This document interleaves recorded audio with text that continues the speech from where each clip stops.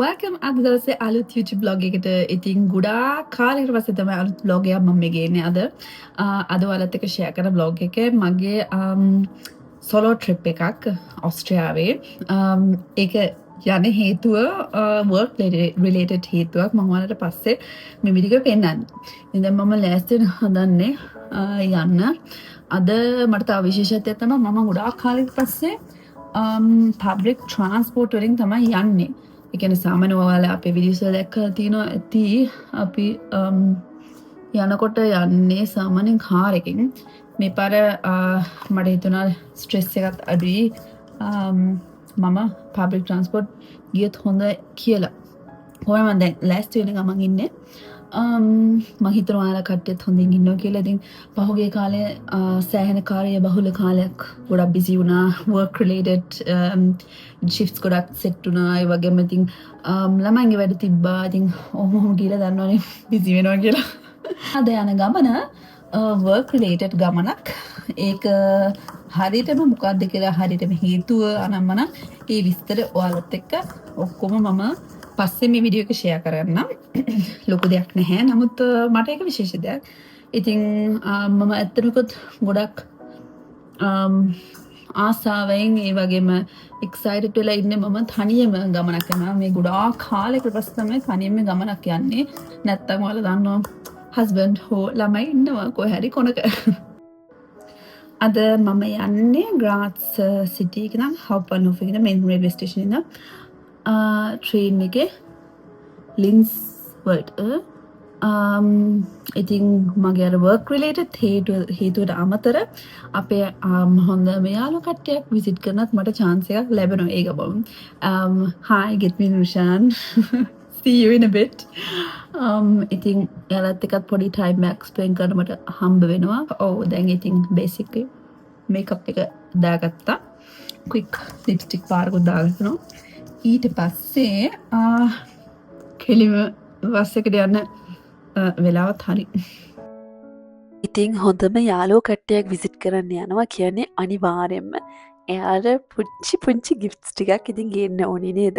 ඉතින් අපිට මේ ළඟදී ලංකාවෙන් පොඩි පාසලයක් හම්බුණා ස්පෙෂල් ෆුඩ් අයිටම්ස් එක. ඉතින් ගැත්මිනිලට මේ වගේ මම ටිකක් වෙන් කරලා තිබ්බා. දැන් මම මේ බස් එකට යන්න තමයි හදන්නේ. ග්‍රාට්ස් වලට යන්නේ බස් එකෙන්. ඊට පස්සේ ග්‍රාට්ස් ඉඳන් කිලින්ම ලින්ස් වලට ඩිරෙක්ට් ට්‍රේන් එකක් තමයි මම බුක් කරලා තියෙන්නේ. මේ සෑහෙන කාලයකට පස්සේ තමයි තනියම ට්‍රැවල් කරන්නේ. ඉතින් මට අර ලොකු වෙනසක් තේරෙනවා. බබාලා නැතුව හස්බන්ඩ් නැතුව තනියම යනවා කියන්නේ මාර නිදහස්. ට්‍රේන් එකට යන්න කලින් මම ටක් ගාලා ස්පා කියන සුපර් මාකට් එකට ගිහිල්ලා මේ වගේ කොෆි එකකුයි පුංචි චොක්ලට් එකක් ගත්තා. මේ ට්‍රේන් එකේ පැය 3ක් යන්න තියෙන නිසා එතකොට පොඩි ස්නැක් එකකුත් තියාගෙන යන්න පුළුවන්නේ. ඉතින් මේ වගේ මගේ පොතත් කියව මගේ කොෆි එකත් බිබි මම හොඳට එන්ජොයි කරා ට්‍රේන් රයිඩ් එක.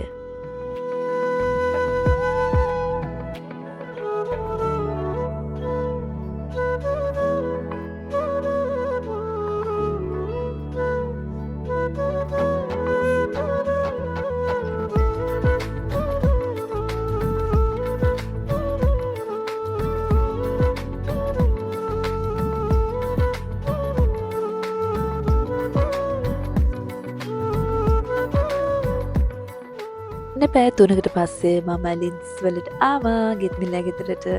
ඉතින් බබාලා දෙන්නත් නිදි කරලා අපි තුන්දෙනාත් එක්ක පස්සේ රිලැක්සින් ඩිනර් එකක් අරගෙන හොඳ ටයිම් එකක් ගත කරා.